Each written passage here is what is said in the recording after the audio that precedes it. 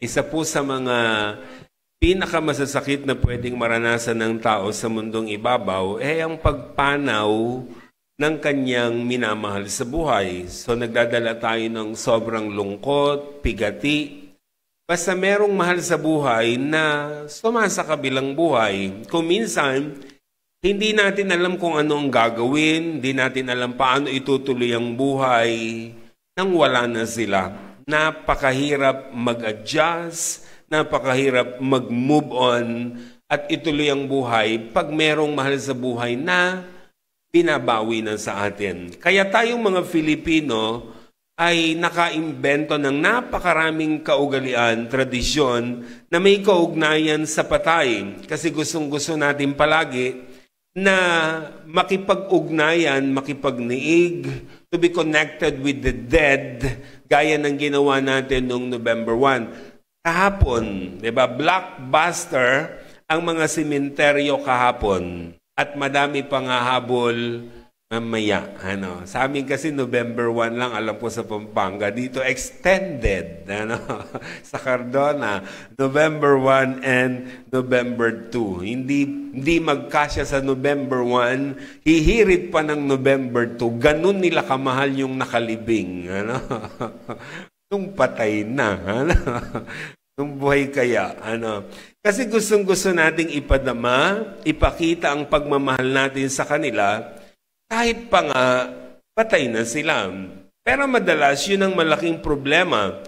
We always wanted to be connected to the dead, and yet we are disconnected with the living. Gustong-gusto nating mahalin yung patay, pero yung buhay, hindi natin mamamahal-mahal. Gustong-gusto nating dalawin yung patay, pero yung buhay pat humihinga pa, hindi natin madalaw-dalaw. Diba? Kinakausap natin yung patay, pero hindi nyo pinapansin yung kasama nyong dumalaw sa patay. Nasaan ang hustisya ron? Pero dahil nakaugalian natin, naging tradisyon at naging kalakaran, na kapag araw ng mga patay, nasa sementeryo tayo, para dalawin yung mga puntod ng mga mahal sa buhay natin. Kasi, ang hirap-hirap nga mag-adjust, ang hirap-hirap mag-move on, ang hirap-hirap mabuhay, nang wala na sila. Pero wala naman tayong magagawa.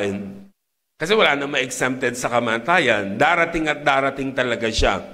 Nagkataong nauna sila, kaya tayo ang umiiyak, tayo ang nagdadalamati, tayo ang nagdadala ng sobrang kabigatan ng loob. Kasi kung sila yung buhay, tayo yung naunang namatay, sila naman ang magdadala ng kapaitan ng kanilang buhay. Siguro ang mahalaga na pwede nating gawin, ihanda ang sarili, ihanda ang mga mahal sa buhay upang kung dumating ang ganitong mga pagkakataon, hindi tayo sobrang nawiwindang.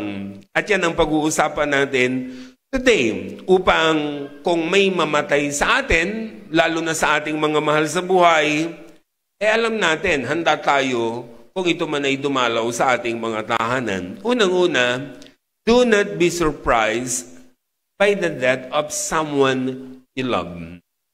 Be prepared anytime. Huwag kang magtataka kapag may namatay. Walang nakapagtataka doon. Buhay siya, therefore, mamamatay siya. Diba? Yun lang ang katotohanan. Alam niyo kung anong nakakasurpresa? Yung patay na buhay. Yun ang surpresa. Kasi uncommon yun. Hindi yun ay extraordinary, unnatural yun. Diba? Yun ang ibig sabihin. Kaya kung yung katabi mo, halimbawa, biglang namatay, mamaya, bukas, next week, next month, hindi yun nakakasurpresa. Buhay siya eh.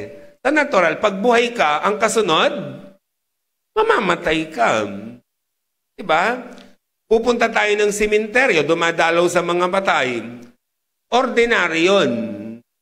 Diba? Ngayon, kapag yung mga patay ang dumalaw sa bahay natin, extraordinary yun. Yun ang surprise.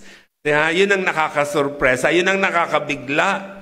Pero kung yung mahal mo sa buhay, asawa mo, anak mo, magulang mo, biglang namatay, walang surpresa ron. Hindi tayo dapat nasusurprise. It's a common thing. Kaya nga napakahalaga, inihahanda ang sarili natin. Na yung taong mahal na mahal mo, mamamatay din yan. Tama ba? Sabi mo sa atin, mamamatay ka rin.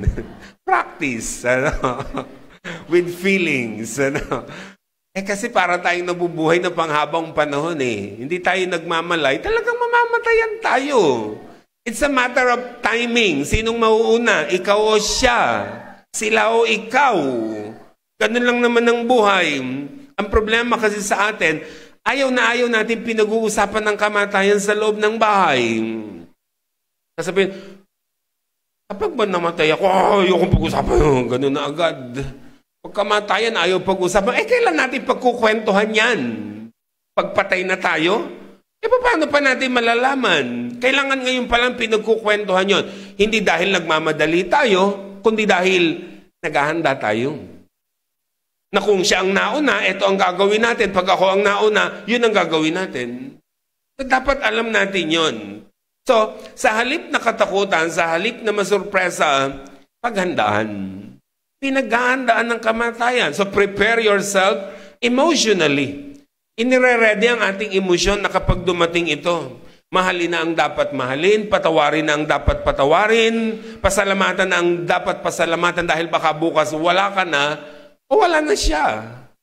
So, napakahirap yung nagdadala tayo ng sobrang pighati ng loob dahil sa dami-dami ng atraso natin doon sa namamatay. Diba? Kaya mahalaga, inaayos ang relasyon sa mga taong mahal natin sa buhay. Kasi ang pinakamabigat na dalahin sa loob ay yung guilt.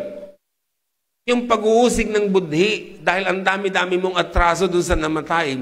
Kasi diba, dalawang bagay lang yung, sabi nga nila, dalawang bagay lang kung ba't malakas umiyak ang isang tao pag may patayin. Mahal na mahal mo yung namatay o ang laki-laki ng atraso mo doon sa namatay. It's either of the two. So mas maganda nang umiiyak ka dahil mahal na mahal mo siya at mamimiss mo siya kesa naman ang laki-laki ng atraso mo. Di ba yan ang inaabangan ng mga chismosa, mga marites? Ano kaya iiyak siya, iiyak? Tatakip na ng payong mo. Malaki kasi atraso niya kaya ganyan umiyak. Ganyan na. Pag-iisipan ka na ng masama. Diba? Sa mahalaga, inire-ready ang sarili. Para kung mawala sila, hindi tayo sobrang nawiwindang or may mga regrets sa buhay kasi minahal mo na siya. Kahit hindi ka na pumunta sa sementeryo, di ba? Taon-taon. Dahil minahal mo siya nung nabubuhay siya. Hindi naman niya mararamdaman yung kapag patay na. Kahit ilang bulaklak pa ang dalhin nyo, ilang paborito niyang pagkain ang dalhin nyo, makakain ba niya yun? Diba? Wala naman siyang pakiramdam na, patay na siya. Hindi na niya alam yung ginagawa natin. Ang pagmamahal ipinararamdam habang buhay. Diba? Sabi nga ng isang kasabihan natin, aanin mo pa ang damo kung patay na ang kabayo. Pero doon tayo magagaling mga Filipino. Pagpatay na ang kabayo, tsaka nagdadala ng damo. Diba? Tsaka natin binibigay ang gusto nila. Binibili yung mga kailangan nila. Patay na. Wala na tayong magagawa riyan. Ano po? So, ihanda ang sarili natin. Na once sa buhay natin, diba, sa mundong ibabaw, hindi natin alam kung kailan yon, yung mahal na mahal mo, iiwan ka. Kasi mamamatay siya. Or baka ikaw ang mang-iwan sa kanya dahil mauna kang mamatay. Prepare yourself spiritually. Kailangan papalapit tayo ng papalapit sa Diyos habang papalapit tayo ng papalapit sa kamatayan. Ayusin ang buhay spiritually. Tanggapin si Jesus, gawin mo siyang Lord and Savior ng buhay mo para may kasiguruhang may kabilang buhay tayo. May kasiguruhang may buhay na walang hanggan tayo. Prepare yourself financially. Mahal mabuhay sa mundo. Amen? Pero mas mahal mamatay. Magkano ba ang mamatay? Nagkasakit ka, na-hospital ka, kung ano-anong ginawa sa'yo, na-ICU ka pa. Tas bigla kang namatay. Patakot-takot ang gastos mo doon sa ospital. Patay ka na, pinatay ka ulit sa gastos. Diba? Yung mga mahal mo sa buhay, diba lalo silang namatay din. Dahil sa rami ng utang na iiwanan mo. Sa napakahirap. Diba? Napakagastos mamatay. Kaya pinaghahandaan yon. Dapat nakaredy na. Kayo ba may mga ataol na? Ayoko po, baka mamatay po ako agad.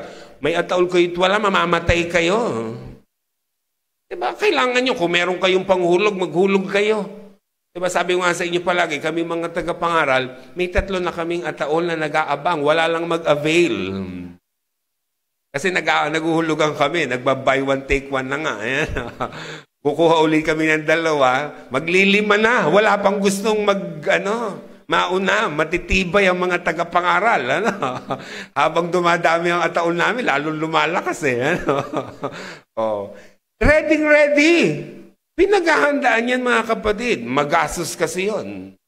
Buti nga tayo dito sa Cardona, di ba? Napaka-bless natin mga kapatid. Alam nyo kung bakit? Na-hospital ka pa lang, may charity ka na. Namatay ka pa, may abuloy ka pa. Pagkatapos mong mamatay, may libingan ka pa. Saan ka pa? Kasi ayaw-ayaw pa kayo. Di ba? Sipag-sipagan ninyo mga kapatid. Dahil di kayo makaka-avail niyan. Pag kayo tatamad-tamad. Pero pinaayos pa ang sementeryo natin, pinagaganda. Pinaglalaanan yung ating pagpupuntahan. Biruin nyo yun. Diba? So napaka-bless natin. Alam mo mga kapatid, nung unang panahon pa man, nire-ready na yan. Do you remember Joseph of Arimathea? Yung kumuha sa bangkay ni Jesus para maglibing. Nung mamatay ang ating Panginoong Jesus, siyempre, sa nililibing, wala namang pera si Jesus. Ang kanyang mga magulang, ang kanyang mga alagad. Anong ginawa ni Joseph of Arimathea? Secret followers of Jesus. Sabi niya kay Pilato, pwede ba ako na maglibing sa kanya?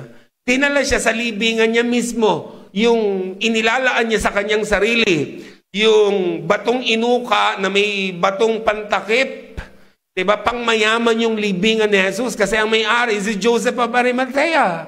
So nakita niyo noon pa man, pinaghahandaan na nila yon.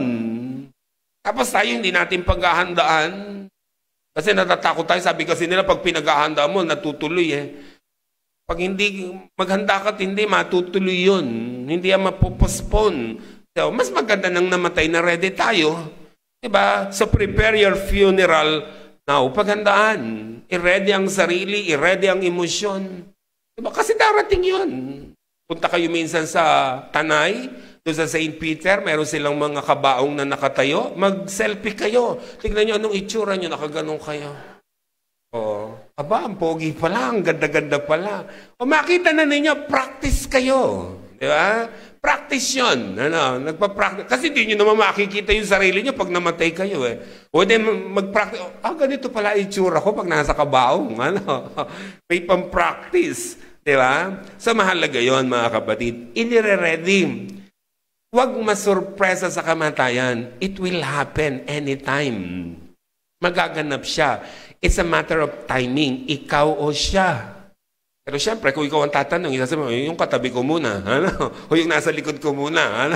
Pero wala tayong magagawa kung sinong kukunin. Awit 39 verse 5, ang damdam ko sa sarili, pinaikli mo ang buhay. Sa harap mo, ang buhay ko'y parang walang kabuluhan. Ang buhay ng bawat tao ay parang hanging dumaraan. Sabi ng mga awit, ramdam ko. Damdam ko na, sabi niya, na ang buhay ng tao, pinaikli mo. Grabe, Sa alam niya, sabi niya, pinaikli mo ang buhay ng tao. Totoo naman. Diba, sabi nga natin, diba, nung panahon ni Adan, ang buhay, 900 plus. Sumama ang tao, panahon ni Noe, 120. Panahon ni David, 70 to 80. At hanggang ngayon, inaabot pa natin yung 70 to 80. Pero sabi ng psalmist, ramdam ko, inaigsi mo ang buhay ng tao sa mundong ibabaw. Diba? Sabi niya, ang buhay namin para lang kaming hangin. Biglang dumadaan, mamaya, wala na.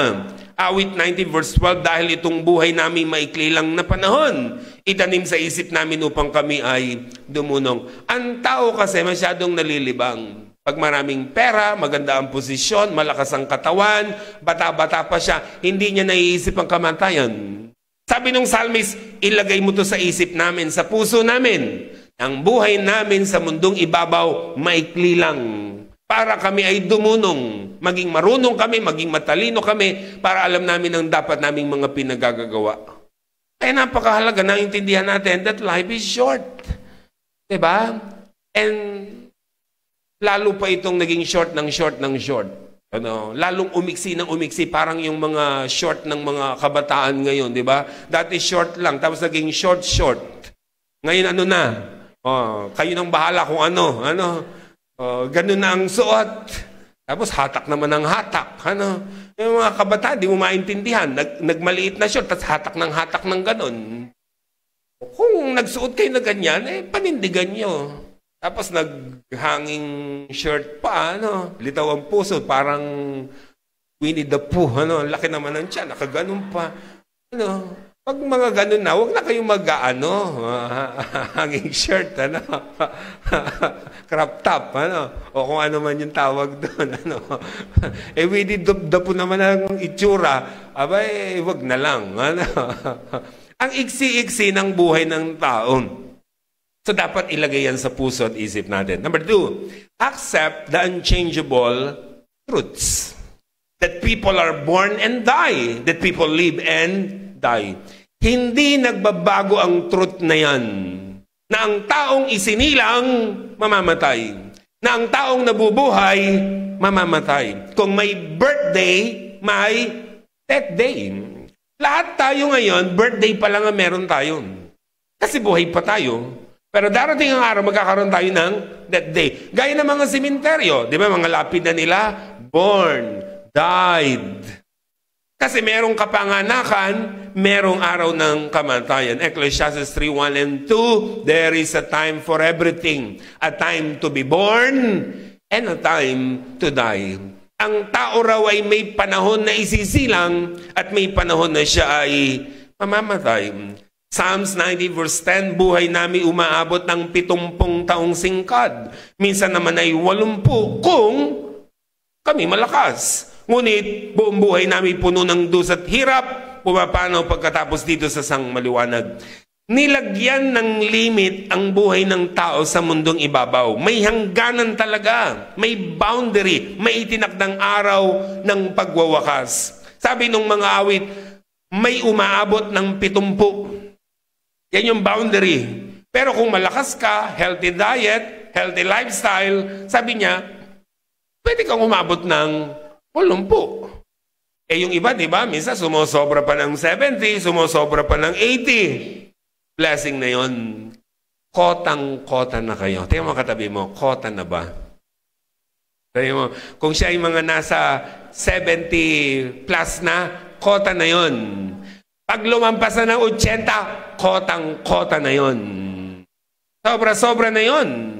Blessing na yan ng ating Panginoon. Lumampas ka na sa boundary. Nilampasan mo pa yung another boundary. Kasi kotang-kota ka na. Kaya lang yung mga kapatid, kapag ang mahal natin sa buhay, baka ma-misinterpret nyo ako ha, pag ang mahal nyo sa buhay namatay ng 81, 85, 89, 90, huwag na kayong sobrang umiyak na parang magtatampo pa kayo sa Diyos. Diba, minsan may gano'n, kinuha lolo ko, lola ko. Lord, bakit po? Anong bakit po? Hanggang 70 nga lang ang sabi ko. Diba? Hanggang 80 nga lang yung sobra-sobra na. Naka 85 na, nagre-reklamo ka pa. Hindi din yung point, mga kapatid. Di ba dapat pasalamatan mo pa nga ang Diyos dahil, Lord, napaka-bless naman po namin. Nilampasan pa po ninyong kotang-kota na po yung tatay ko, yung nanay ko, yung lolo ko at lola ko. Yun ang dapat natin ginagawa, mga kapatid. Instead of cry, celebration ang ibinibigay natin sa Panginoon dahil sa napakahabang buhay na ipinahiram niya sa ating mga mahal sa buhay. Yung iba, di ba napansin nyo, ipinanganak pa lang, patay na. Yung iba, ilang buwan pa lang, ilang taon pa lang, patay na. Yung iba nga, 20 taon lang, patay na. Minsan 40 pa lang, patay na. Diba? Tapos ikaw 70 na, 80 na, 90 na, magtatampo ka pa sa Diyos. Diba dapat pasalamatan mo na siya dahil sa blessing na yun na ipinagkaloob sa atin. Sabi ng Job 14, 1, 2, and 5, ang buhay ng tao ay maikli lamang. Subalit punong-puno ng kahirapan, tulad ng bulaklak na namumukadkad, nalalantat, nalalagas, parang aninong nagdaraang naglalaho na napaparam. Sa simula pa'y, take note, itinakda na ang kanyang araw at bilang na rin ang kanyang mga buwan. Nilagyan mo siya ng hangganan na hindi niya kayang lampasan. So ang iksi-iksi daw ng buhay natin, merong itinakdang araw ng kamatayan natin na kailanman hindi raw nating kayang lampasan. So kung yung itinakda sa iyo ito, hanggang diyan ka lang. Kaya sabi ni Job, di ba, bilang na rin ang kanyang mga buwan. Bilang na mga buwan natin, mga katabi mo, mga ilang buwan pa yan. Taningan mo, siguro mga more or less. Ilang buwan na lang tayo. Bilang na raw ang mga buwan natin.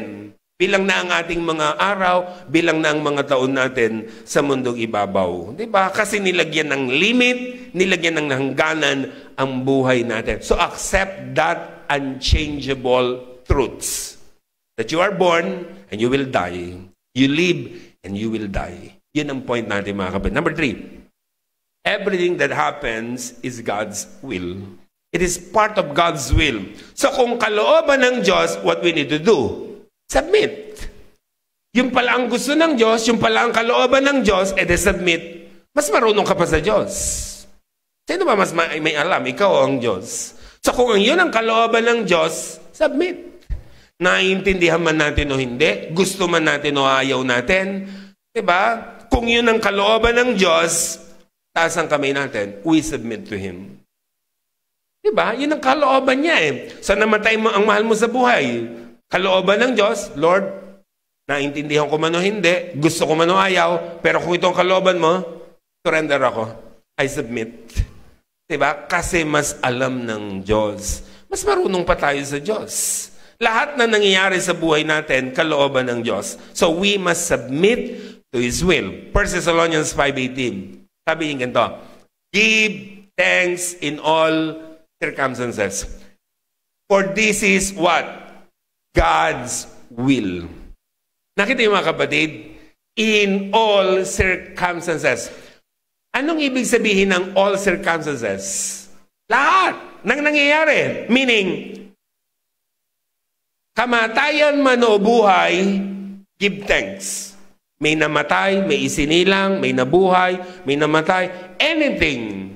Diba sabi niya, give thanks. Why? Because this is God's will.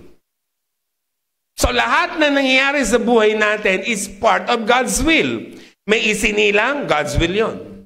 May namatay, God's will yon. So we must submit to His will. Why? Because it is good for all of us. Mabuti yan para sa atin. Sabi ng Ecclesiastes 9:11-12, ito pa ang isang bagay na napansin ko sa mundong ito. Ang mabilis ay di siyang laging nananalo sa takbuhan, ni ang malakas ay laging nagwawagi sa digmaan. Ang matalino ay di laging nakakasumpong ng kanyang mga kailangan at di lahat ng marunong ay yumayaman. Napansin ko rin na di lahat ng may kakayanan ay nagtatagumpay. Take note, lahat ay dinarat na ng malas. Hindi alam ng tao kung kailan ang kanyang takdang oras. May nauna sa atin, nauna yung mga nasa libingan, malas nila. Nauna tayo, dyan sa katabi mo, malas natin. Nauna ang katabi mo, malas niya. Ano? Ganun ang ibig lang sabihin. Ang sabi ni Haring Solomon, ganun daw ang buhay ng tao. Hindi lahat ng malalakas, silang nananalo. Hindi lahat ng magagaling, sila'y nananalo. Minsan daw dinarat na din sila ng malas. Para lang basketball, di ba? Yung mga superstar. Ang dami-daming shoot, pero hindi makashoot. May araw naman na kahit anong balibag nila, ang gagaling. Kasi dinarat na din ng malas. Ganun lang din daw ang buhay natin sa mundong ibabaw. Minsan napansin nyo kung sino pa yung sobrang mga bata at malalakas, sila pa yung namamatay. Yung mga pamigayan na talagang dapat nang mamatay, hindi pa mamatay-matay. Diba? Kasi sabi ni Haring Solomon, that's life. Ganun ang buhay. Hindi mo alam kung kailan ang takdang oras mo eh. So kung dumating yung takdang oras mo, malas mo. Hindi mo alam eh. Ganun ang sinasabi ni Haring Solomon. So we must submit to His will. Si Jesus nga, di ba? Nung malapit na siyang mamatay, anong ginawa niya? He submit to God's will. Luke 22:42, sabi niya, Ama, kung loloobin mo, ilayo mo sa akin ang kopang ito. Ngunit, huwag ang kalooban ko ang masunod, kundi ang kalooban mo. kung ako po ang masusunod, wag na po sana akong mamatay. Pero kung kalooban niyo pong mamatay ako, yun po ang masunod. Not my will, but your will be done. So sabi ni Jesus, kung ako po, wag po sana ako mamatay eh. Okay lang, wag na. Pero kung ang kalooban niyo, sabi ni Jesus, mamatay ako, edi so be it. Your will be done. Nakita niyo mga kapatid, kung si Jesus nag-submit sa God's will, edi lalo na tayo. Diba? Tsaka ang will ng Diyos, mga kapatid, tatandaan niyo palagi, it always good for all of us. Basta kalooban ng Diyos, ikabubuti mo. Tandaan niyo mga kapatid. Basta kalooban ng Diyos, it is good for all of us. Romans 8:28, and we know that in all things God works for the good of those who love Him. Basta kalooban ng Diyos, it is good for you. Kahit nga dun sa namatay, it's good for him or her. Diba? Lalo na kung may sakit na. Diba? Salamat. Kinuha na siya at nakapagpahinga na. Tsaka tatandaan niyo mga kapatid, sabi ng Bible, Psalms 1:16-15, precious in the sight of the Lord is the death of His faithful servant. Basta anak ng Diyos, namatay, kahit mahal na mahal mo yon, it is precious in the sight of God. Napakaganda, napakainam sa paningin ng Diyos yun. Hindi natin naiintindihan, pero kailangan unawain because we submit to His will. Another, release the departed to God. Sumalangit naman na siya. Diba? Sabi natin kapag may namamatay, tahana, sumalangit nawa ang kanyang kaluluwa. Sa Diyos naman pupunta, bakit hindi mo pakawalan? Sa Diyos naman babalik, bakit hindi mo bitawan? Sumalangit naman ang kanyang kaluluwa, bakit hindi mo pakawalan? Nasa mas mabuti siyang kalagayan. Nasa piling siya ng Diyos, masama pa ba yun? Pangit ba yun? Diba? Nasa Diyos siya, masama ba yun? Ecclesiastes 12:7, and the dust returns to the ground it came from, and the spirit returns to God who gave it. Yung katawang lupa babalik sa lupa, yung espiritu natin babalik sa Diyos. So sa Diyos naman uuwi, ba't ka magtatampo? Bitawan mo na.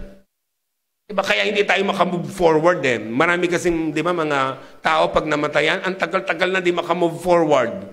Naka-1 taon ng anibersaryo, hindi pa rin makamove forward. Kasi hindi mo bitawan. Lahat ng gamit niya, naka-display pa rin sa bahay niyo. Kaya pag nakita, mahagulgul kang ganyan. Pati mo ipagtatapon, ipamigay sa iba at ng mapakinabangan.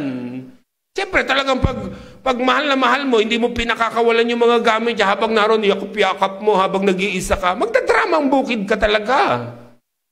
Diba? Eh, di pakawalan mo. Nasa Diyos naman eh. Hindi ibig sabihin, mas maganda ang kalalagayan niya kesa sa'yo. Believe me. Diba? Mas maganda ang kalalagayan. Nasa langit siya. Nasa Panginoon siya. Masama ba yun? Sumalangit nawa ang kanyang kaluluwa. Nasa langit siya. E di mas maganda ang kanyang sitwasyon. Pakawalan lang natin. Bitawan na natin. Baka meron pang di mabitawan yan. Sabi sa kanya, bitawan. Diba? Yun ang mahalaga. 1 Peter 2:11. Mga minamahal, nakikiusap ako sa inyo bilang mga dayuhan at pansamantalang naninirahan lamang sa daigdig. Nakita yung description lagi ng Bible kung sino tayo sa mundong ibabaw. Tayo raw ay pansamantalang naninirahan lang dito. Mga dayuhan. Pag sinabing dayuhan, hindi taga rito. Hindi kayo taga rito, mga kapatid. Taga saan kayo? Sure? Final answer. Di ba? Baka hindi ha. Baka nabubudol nyo lang kami. Ano? Walang budol ha. Walang taga-impyerno dito. Mga taga-langit tayo. Kasi hindi tayo taga rito. So, kung yung mahal mo sa buhay, namatay, lumipat na siya dun sa kanyang tunay na tirahan. Kasi pansamantala lang siya rito. Dayuhan lang siya rito. And one day, tayo din babalik.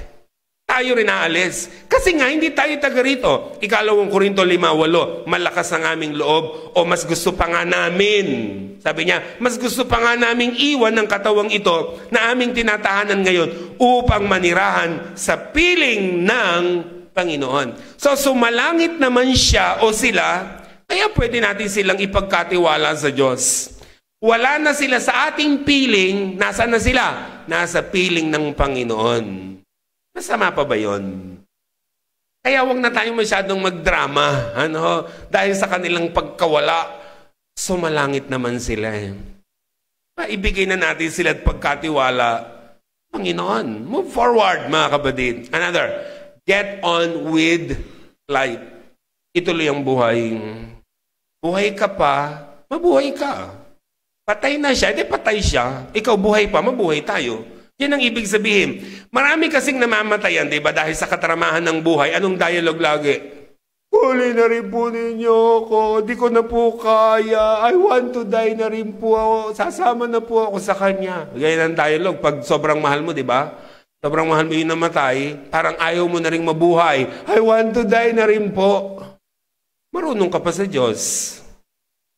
Kung gusto niyang kunin ka, edi sana ikaw ang inuna. Hindi yung asawa mo. Hindi yung anak mo. Hindi yung mahal mo sa buhay. Edi sana ikaw ang inuna niya kung gusto niyang ikaw ang kunin. Hindi ikaw ang gusto niyang kunin. Kaya, hindi ka pa niya kinukuha. Diba? Yun ang ibig sabihin yan. Kaya kung hindi ka pa kinukuha, ang atupagin mo, mabuhay ka sa mundong ibabaw. Huwag mong pangunahan ng Diyos. Kukunin ka rin niya pag gusto ka na niyang kunin. Sabi mo sa katabi mo, kukunin ka din. Sabi mo, huwag kang atat. Marami kasi, di ba, atat ng mawala dahil sobrang hirap, sobrang pagod, sobrang dusa, sobrang dami ng problema. Minsan nangangarap tayong sana mamatay na lang tayo. Huwag kang atat. Kukunin ka rin, huwag kang mag-alala.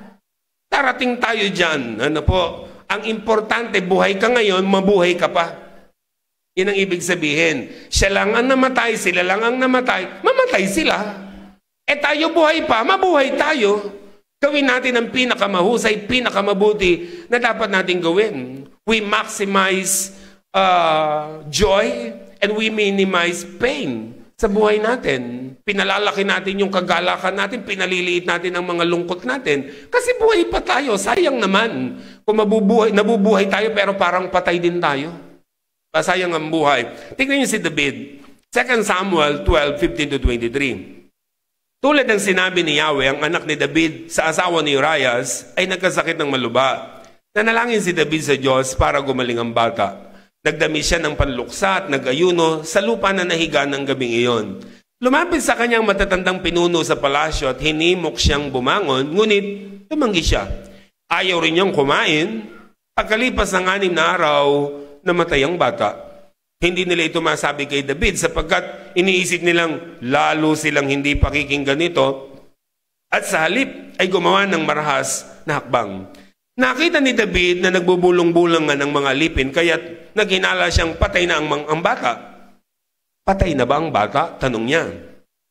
Patay na nga po, kamahalan. Sagot naman nila. Pagkarinig nito, bumangon si David, naligo, nagbihis, pumasok siya sa bahay ni Yahweh, nagpatirapat na nalangin. Pagkatapos umuwi siya, humingi ng pagkain, tinanong siya ng kanyang mga tauhan, hindi po namin kayo maintindihan. Nung buhay pa ang bata, nag-aayuno kayo, tumatangis dahil sa kanya. Ngayong patay na, bumangon kayo at kumain? Sumagot si David. Nung buhay pa ang bata, ako'y nag-aayuno at tumatangis sa pag-asa kong kahabagan ako ni Yahweh at pagagalingin ng aking anak. Ngayong patay na siya, bakit pa ako mag-aayuno? May ibabalik ko pa ba ang kanyang buhay? Balang araw susunod ako sa kanyang, ngunit hindi na siya makakabalik. Bakit? Napakagaling ni Haring David. Alam niya kung paano haharapin ang kamatayan ng mahal sa buhay. Diba? Nagkasakit ang kanyang anak na malubha, nag-ayuno, nanalangin, hindi kumakain, sa lupa na natutulog, hindi siya makausap ng maayos kasi dumadalangin siya sa Diyos. Namatay ang bata. Tapos nung mamatay ang bata, kumain, uminom, naligo, nagbihis, nagpunta ng bahay ng Diyos, sumamba sa Diyos. Nagtaka ang lahat. Sabi nila, mahal na hari, hindi namin maintindihan. Kasi ang ine-expect nila, lalong magugumulong sa lupa si David, lalong mag-uumiyak, lalong lalakas ang kanyang tensyon. Ngayon sabi nila, ano po itong pinakita nyo? Ba't kayo kumain? Ba't kayo uminom? Bakit kayo naligo? Di ba dapat ganito, ganyan? Anong sabi ni David? Nung buhay pa ang anak ko, may pag-asa pa. Kaya nakiusap ako sa Diyos. Ngayon patay na, kahit ilang beses akong maghumiga dyan, ilang drama ng luha ang iluha ko, hindi na siya mabubuhay. Hindi na siya babalik. But one day, sabi niya, susunod ako sa kanya. Galing ni David. Yung pinupuntahan niyo sa sementeryo kahapon at pupuntahan niyo mamaya, kahit ilang kandila ang gawin niyo, kahit ilang bulaklak ang dalhin niyo, kahit ano man ang gawin niyo sa kanila, wala na tayong magagawa sa kanila. But one day, susunod ka sa kanya. Yun ang pinakamaganda. Ano? Siguro sasabihin niyo, dito rin ako ililibing. Di ba? Yun ang pinakamagandang lesson na pwede natin natutunan. Pero ang point natin dito ganito, mga kapatid. Anong ginawa ni David nang mamatay ang kanyang anak? Naglulupagi? Nag-uumiyak? Di ba? Sinisi ba niya ang Diyos? Nagsisigaw? No. Grabe ang kanyang ginawa. Verse 20, sabi niya, pagkarinig nito, alin? Napatay na ang kanyang anak, bumangon si David. What does it mean na bumangon siya? Himobon. Diba? Nakahiga siya, nakalupagi, umiiyak, pero ngayon tumayo na siya. Himobon. Nag-move on siya. Ang bilis nga ng pag-move on eh. Nung mamatay na ito. Then, naligo, nagbihis, humingi ng pagkain. He took care of his body. Marami kasing namamatayan, di ba? Anong gagawin? Hindi pababayaan ang sarili, hindi na makakain, hindi na makatulog, kakaisip. Pero si David, naligo pa nga, nagbihis pa nga, kumain pa nga. Di ba? Nag-move on. Then, pumasok sa bahay ni Yahweh, nagpatira pa, at nanalangin pagkatapos umuwi. Nakita niyo mga kapatid, pag may namamatay sa mahal natin sa buhay, get up. Tumayo kayo. Huwag kayong parang nalulugmok na parang walang pananampalataya sa Diyos. Tumayo tayo mga kapatid. Diba? Yun ang napakahalaga na dapat natin ginagawa. Then, kumain kayo, matulog kayo, magbihis kayo, maligo kayo, alagaan niyo ang inyong sarili. Yan ang gusto ng Panginoon. At higit sa lahat, lagi kayong pupunta sa bahay ng Panginoon to worship Him, to praise Him, to submit to His will. Yan ang magandang pwede natin ginagawa kapag may sumasa kabilang buhay na mahal natin sa buhay. Tayong lahat ito mga kapatid. Alam niyo kung anong bad news at good news? Same lang. Good news and bad news. Everything in life is temporary. Good news yun, pero bad news din. Lahat ng meron tayo, lahat ng bagay sa mundo, even your loved ones, are temporary. Lahat yan. Good news yun, pero bad news din. Diba? Good news siya kasi kapag may sakit sila, sila ay makapagpapahinga na. Bad news yun kasi hindi tayo magtatagal magkakasama sa mundong ibabaw. So if things are going good, enjoy it. It won't last forever. If things are going bad, don't worry. It won't last forever. Hindi rin yung panghabang panahon. Magwawakas ang lahat ng bagay sa mundo. So ayusin ang buhay. Darating din kasi ang isang araw that you will meet your Maker. You will meet your Savior in heaven. So be ready for that day. Maghihanda tayo sa pagharap sa ating Panginoon pagdating ng kamatayan natin. Lord, salamat po dahil buhay pa kami.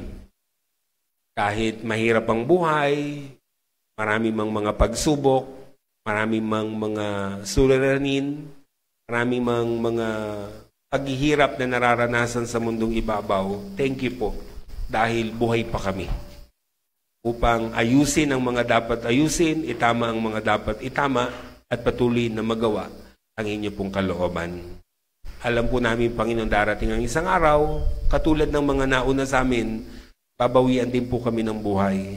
Itulad po ninyo, Panginoon, na bago dumating yon, na iayos po namin lahat ng bagay na dapat naming ayusin sa aming pong mga buhay. Pagpalain niyo po, Panginoon, ang inyong pong mga anak, lalo na po dito sa Cardona Church of Christ. Patuloy po kaming pahalagahan namin ang buhay namin na inyong pahiram sa bawat isa. In Jesus' mighty name, Amen.